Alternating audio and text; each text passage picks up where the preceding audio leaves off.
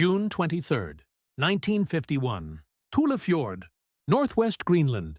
The wind howls like artillery fire across the ice. Snow hammers the metal skin of a C-124 Globemaster as it descends through low cloud, its engines straining, propellers chopping the Arctic air into a violent roar.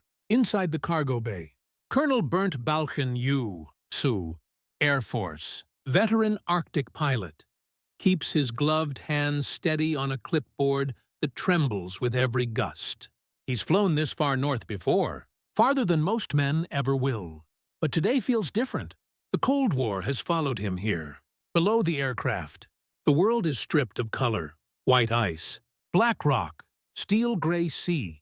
Thule Fjord opens like a frozen wound in the Greenland coast, surrounded by mountains that look sharp enough to cut the sky. As the plane's wheels slam onto the hastily prepared airstrip, Balchen exhales slowly. This is it. The place Washington has decided must never be abandoned again. You can hear it the moment the cargo door opens. The Arctic, wind screaming across open tundra, the distant crack of shifting ice, the hollow metallic clatter of equipment being unloaded by men whose faces are already rimmed with frost. The temperature is well below freezing, even in summer. One mechanic mutters through chattering teeth, "Jesus, nobody lives this far north." Balchen doesn't respond.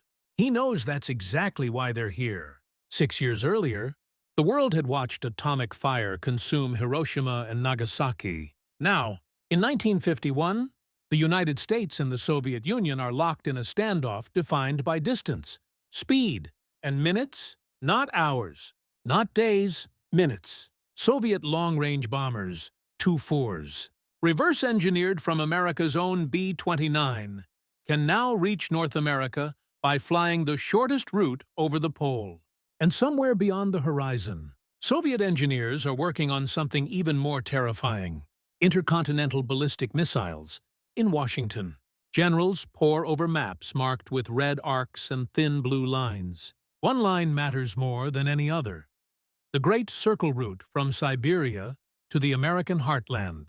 It passes directly over Greenland. That realization changes everything. Thule is not chosen for comfort. It is chosen because geometry demands it.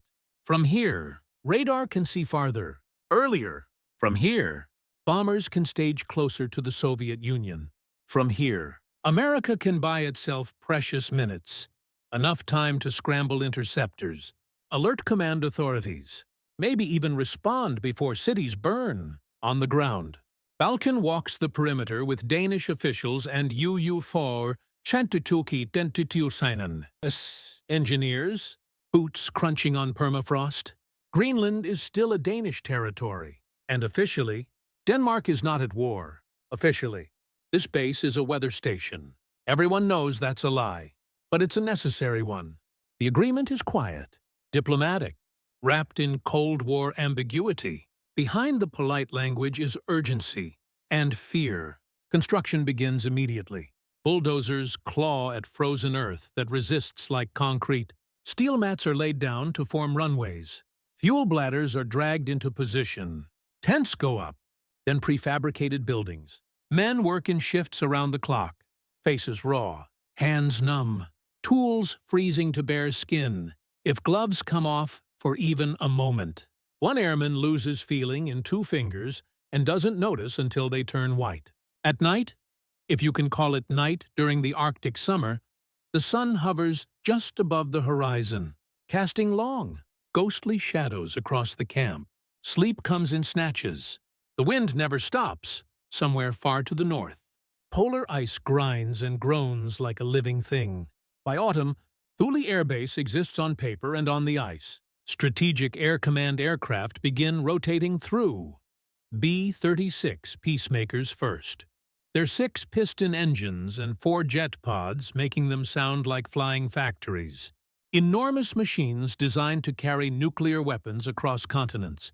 Crews step down onto the frozen runway, staring out at a landscape that feels less like Earth and more like the surface of the moon. Inside newly built operations rooms, radios crackle with coded transmissions, weather reports, flight plans, radar tests. Everything here is about early warning, about not being surprised. A young lieutenant, fresh out of training, watches a radar screen sweep back and forth. Green line cutting through darkness. He knows, everyone here knows, that one day, that screen might show something coming fast, something unstoppable. Thule is already earning a reputation. The top of the world, the place the Cold War went to freeze. Letters home talk about isolation, about missing families, about the strange feeling of standing on ice, knowing the fate of millions might one day depend on what happens here. Balchin stands outside one evening, parka collar pulled high, looking north toward nothingness. He has spent his life flying over hostile terrain, enemy skies, storms, oceans, but this place feels uniquely unforgiving. Still, the base grows, antennas rise, runways lengthen. The Arctic, indifferent as ever, watches it happen. America has come to Greenland not to pass through, but to stay. February 3rd, 1977. Thule Air Base, Greenland. The darkness is complete now. Months without sunrise have swallowed the base whole, and the only light comes from flood lamps reflecting off blowing snow and the dull green glow of radar screens inside the operations bunker. Master Sergeant Harold Jensen pulls his headset tighter, listening as the wind rattles the metal walls like incoming fire. Outside, it's -40. Inside, the Cold War hums softly through cables and vacuum tubes. The radar sweeps again. Jensen leans forward instinctively. Every man in this room does the same thing. Every few seconds, every hour of every shift. The system is part of something new, something massive. The distant early warning line, DEW line. They call it a chain of radar stations stretching across the Arctic, from Alaska to Greenland, built to answer one question. Are they coming? Here at Thule, the answer matters more than anywhere else. By the mid-1950s, the threat has evolved. Soviet bombers are no longer hypothetical. Intelligence reports confirm long-range aviation units stationed in the north. 295 Bear bombers, faster, higher flying than anything before, are entering service. Strategic Air Command responds in kind, rotating nuclear-armed bombers through Thule under a program known as Chrome Dome. Some of those aircraft are airborne at all times, circling endlessly, carrying weapons that could erase cities. But bombers are only part of the picture now. In August 1957, the Soviets test the R-7 Semyorka, the world's first true intercontinental ballistic missile. Word reaches Thule quickly, even if the details are classified. An ICBM doesn't need hours to cross the pole. It needs minutes, 15, maybe less. That changes the math completely. Radar operators at Thule are trained to think in seconds. The ballistic missile, early warning system BMEWS, is still under construction. But preliminary systems are already feeding data south to command centers in Colorado and Nebraska. The moment a missile breaches the horizon, clocks start ticking. Presidential decision windows shrink to the length of a coffee break. Jensen rubs his eyes and stares at the scope. He's 32 years old, from Minnesota, used to cold. But nothing like this. He hasn't seen his wife in 8 months. The base chaplain jokes that the sun will be a stranger when it finally returns. Nobody laughs much. At 02:17 hours, a blip appears where there shouldn't be one. The room stiffens. Voices drop. Procedures snap into place. Range, bearing, speed, called out calmly. Professionally, the blip resolves into an aircraft. Not a missile. Probably a navigation error. Maybe a weather anomaly. Eventually, it fades. The tension drains away slowly, leaving behind exhaustion and the quiet terror of knowing how real it all feels. Above ground, the base keeps expanding. New radar domes, radomes, rise like giant white golf balls against the black sky. Inside them, antennas spin relentlessly, searching the heavens.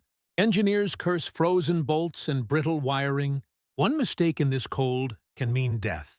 One mistake in the system can mean something far worse. Thule becomes a small, strange city There's a mess hall, a theater, a chapel. Men celebrate Christmas under artificial lights, decorating aluminum walls with tinsel shipped in from thousands of miles away. They drink bad coffee and play cards and tell the same jokes over and over. Humor is a survival tool here, but the base casts a long shadow beyond its perimeter. A few miles away, the Inuit people, Greenland's indigenous population, are relocated to make room for expansion. Official memos call it necessary for security. Families who have lived on this land for generations are moved north, closer to harsher terrain. Some U.S. personnel notice. Most are too busy, too far removed, too focused on the mission. The Cold War rarely pauses for moral clarity. In Washington, Thule is now indispensable. Strategic Air Command lists it as one of the crown jewels of American defense. Generals speak of it in briefings with reverence and anxiety. If Thule goes dark, if its radar is blinded or destroyed, the United States loses its eyes in the Arctic. That makes it a target. Soviet planners know exactly where Thule is. It's marked on their maps with the same red ink used in Washington. If war comes, Thule will be hit early, perhaps first. Everyone stationed here understands that, even if it's never said out loud. Then, on January 21st, 1968, the unthinkable almost happens. AB-52 Stratofortress, call sign Hobo David Smith Astoni, flying a Chrome Dome mission, suffers a catastrophic fire on board, carrying 4 nuclear weapons. It attempts to reach Thule for an emergency landing. It never makes it. The aircraft crashes onto the ice of North Star Bay, just miles from the base. The explosion scatters radioactive debris across the frozen landscape. Sirens wail. Emergency teams deploy into darkness and flame. For a moment, just a moment, it feels like the war everyone has been waiting for has finally arrived. It hasn't, but the illusion of control is shattered. Thule survives the incident. Cleanup operations are launched. Official statements are issued. Quietly, procedures change. But the base remains. The radar keeps turning. The watches continue. Out here, at the edge of the world. The Cold War never sleeps. October 12th, 1983. Pituffik Peninsula, Greenland. The aurora is unusually bright tonight. Green curtains rippling across the sky, silent and beautiful. Inside Thule's hardened radar complex, that beauty goes unseen. Captain Mark Ellison, U.S. Air Force, stands with his hands clasped behind his back, eyes locked on a wall of monitors humming with electrical life. The Cold War has changed again, and once more, Thule sits at the center of it. The threat is no longer just bombers or even ballistic missiles. It's space. By the early 1980s, intercontinental missiles are faster, more numerous, and more accurate than anyone in the 1950s imagined. Submarine-launched ballistic missiles now lurk beneath Arctic waters, cutting warning times even further. To keep up, Thule has transformed. The original DEW line radars are obsolete. In their place stands BMEWS, massive, concrete-embedded radar faces angled toward the polar sky, capable of tracking objects thousands of miles away, including warheads screaming through space at Mach 20. Ellison's job is not glamorous. He does not fly. He does not command troops. He watches trajectories, thin lines of data arcing across digital displays. Each line represents something real. A missile test from the Soviet Union, a satellite passing overhead, debris from an old launch slowly decaying into the atmosphere. His responsibility is to tell the difference, instantly. A mistake here could start a war. In November, NATO runs Able Archer 83, a command post exercise simulating the release of nuclear weapons. It is meant to test readiness. Instead, it nearly triggers disaster. Soviet intelligence misreads the exercise as a possible first strike. Nuclear forces in the Warsaw Pact go on heightened alert. At Thule, radar operators are ordered to maximum vigilance. Ellison remembers the tension. You could feel it in the room, he'll say years later. Nobody joked. Nobody moved unless they had to. Every blip is scrutinized. Every system is double-checked. When a Soviet missile test lights up the radar, protocols cascade downward. Verification, confirmation, reporting, executed with surgical calm. The world never knows how close it comes. Above the base, satellites pass silently. Some are American, some are Soviet. Many are unknown. Space has become crowded, contested. Thule's mission expands again. From early warning to space surveillance, the base now tracks thousands of objects in orbit, feeding data to the Space Defense Operations Center. If something explodes in space, Thule sees it. If a satellite changes orbit, Thule knows. The men and women stationed here begin to think of themselves less as soldiers and more as guardians of a fragile balance. The radar doesn't just watch enemies, it watches everyone. Life on base reflects the shift. Computers replace clipboards. Digital displays replace oscilloscopes. Younger officers arrive fluent in systems their predecessors barely understand. But the isolation remains, the cold remains. The sense of being far away from the world they're protecting remains stronger than ever. Then, in 1991, the Cold War ends, or at least, that's what the headlines say. The Soviet Union collapses. Flags come down. Strategic Air Command is reorganized. Across the Arctic, radar stations shut down, abandoned to rust and snow. For the first time in 40 years, Washington seriously considers whether Thule is still necessary. Budget analysts circle it like vultures. But the radar stays on, because even as one rivalry fades, another reality emerges. Missiles proliferate. Space becomes commercial and militarized. New powers rise, and the Arctic itself begins to change. Ice retreats, shipping lanes open, submarines gain new access routes. Geography, once again, dictates strategy. By the early 2000s, Thule is rebranded. Missile defense replaces nuclear retaliation as the mission of the day. The base becomes a critical node in America's ground-based mid-course defense system. Designed to intercept ballistic missiles in space, it's no longer just about seeing the attack. It's about stopping it. The radar is upgraded again.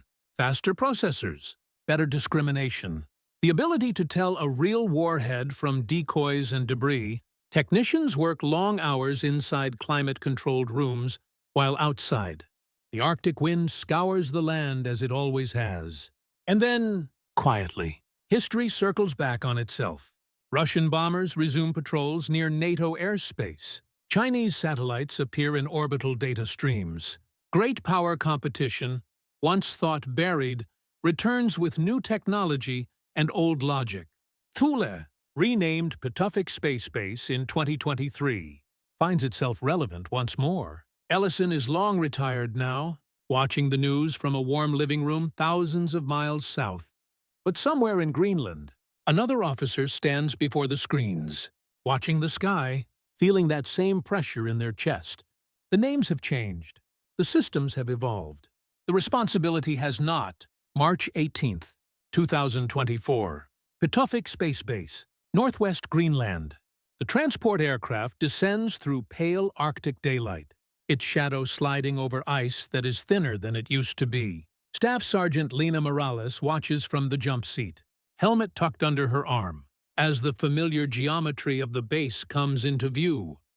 Runways carved from frozen ground, radar faces staring north, white radomes standing like silent sentinels against the snow. Officially, this is no longer Thule Air Base, but everyone still calls it Thule. Some habits never leave.